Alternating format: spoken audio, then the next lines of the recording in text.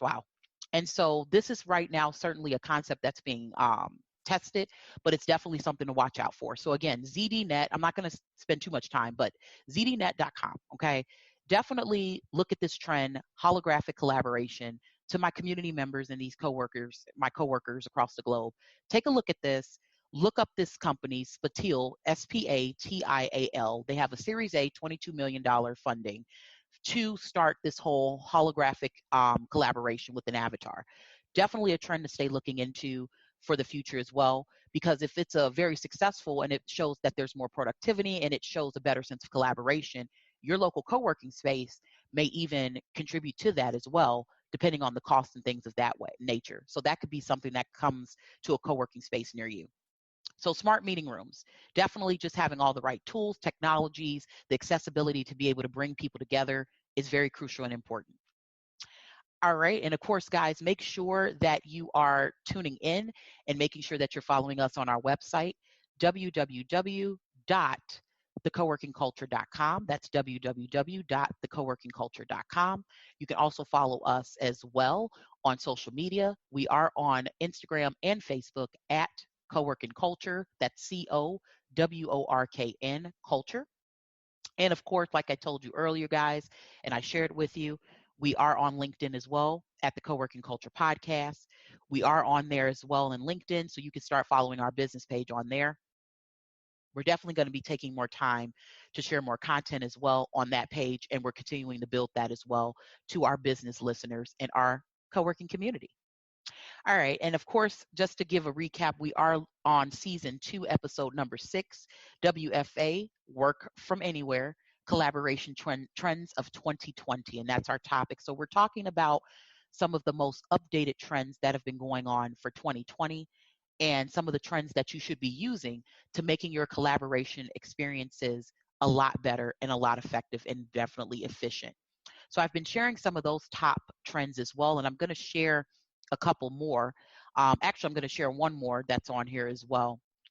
And number 7 that's on this list, I'm going to skip number 6, but number 7 states OWL and machine learning for collaboration.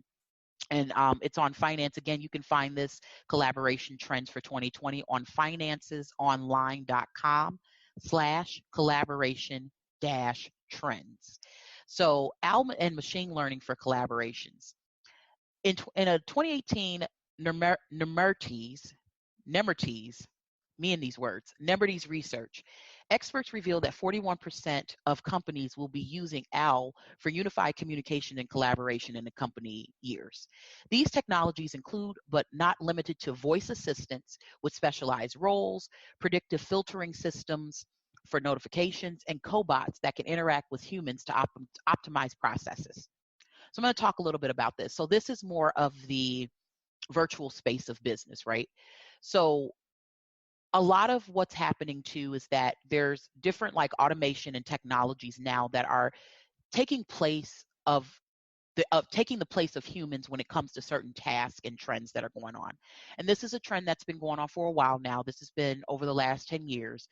Companies have been coming up with very new and innovative technologies to get virtual reality, automation, robots, and cobots to be able to do human tasks to save on costs and to give better efficiency when it comes to certain tasks.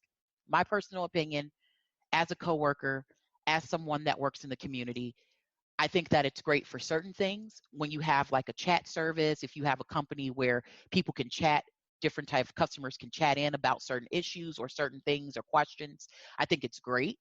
But I also think that there needs to be a balance, and that's just my personal opinion, okay? As a coworker, we're always working remote and we're connecting with people and our customers from remote locations, right? Our customers are all over the world. They're not just in one specific location, maybe more so in one location than the other, but typically we have customers in various places. Even though technology is coming and technology is continuing to advance and it's excelling in a way that's innovative, I still believe in the natural human conversation, because there's some automated systems that I call in as a consumer and I'm just like, yeah, no. it may take me time. They have to repeat themselves. So it's not always the best experience. But when it comes to those really easy tasks or efficiencies or questions or contact information, that type of automation and that type of technology definitely is suitable for that. But for me, there still needs to be a balance between having that automation, but also still having that human touch. Because really having that time to talk to people and engage with somebody over the phone, they understand the emotional connection that people have with your business, your product, or your services. So while I think it's great, and I see that more and more of these machines and these automated systems are coming in and they're helping with communications and it's helping with workflow, it's also just important to keep that balance. And that's just my personal opinion as well. All right. So I wanted to share this with you guys. Again, you can read and go through all the collaboration trends. You can talk about it. You can do your research at financesonline.com. So that's the main page. And it's the title of the actual article is Seven Future Collaboration Trends and Forecasts for 2020, a look into what's next. So this has been really, really insightful and really great information to share.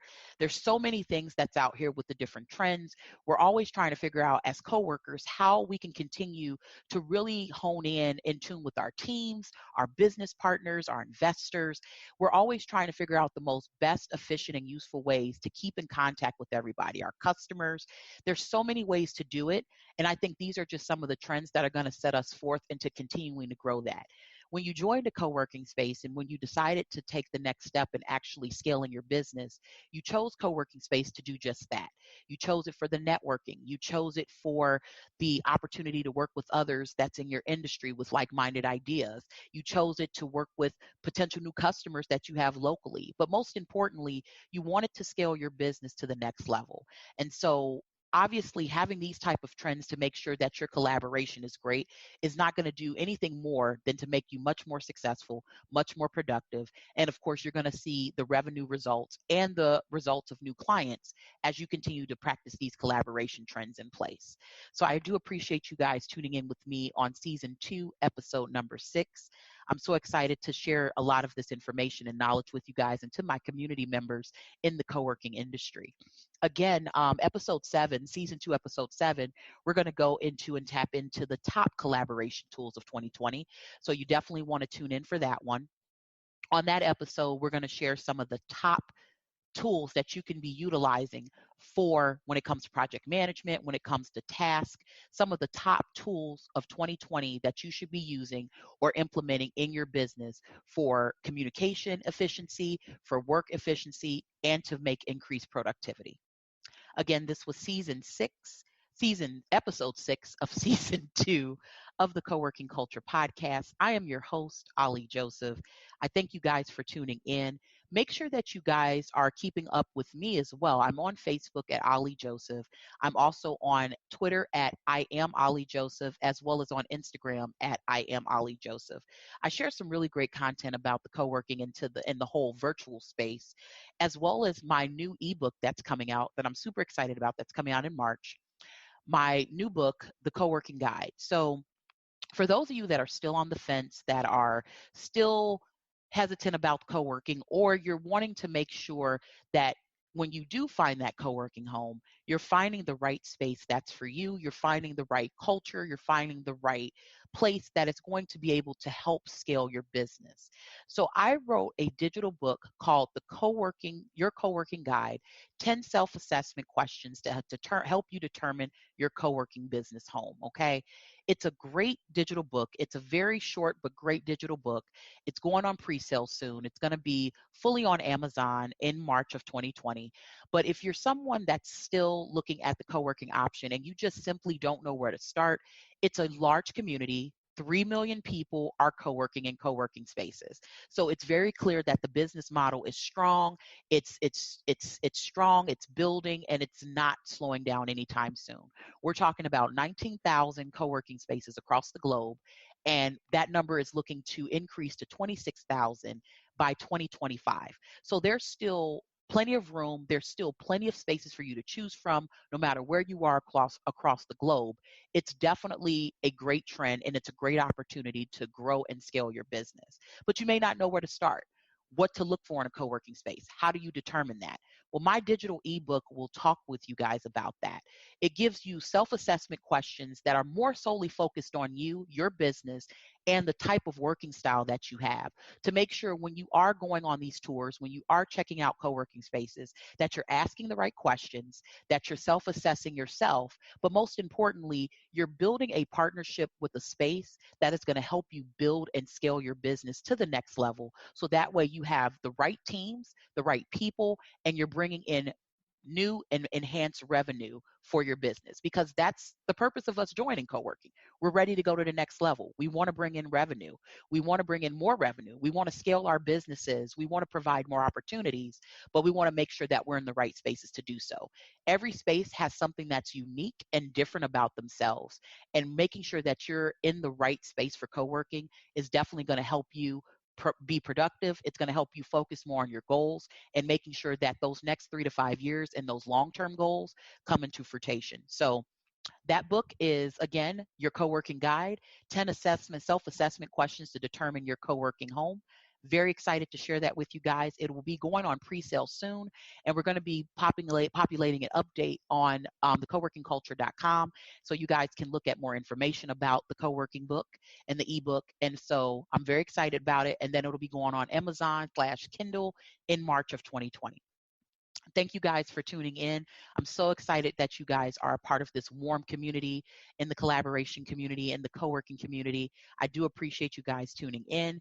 Make sure that you share this content. Make sure that you share it with someone. Make sure that you tell someone about the Co-working Culture podcast.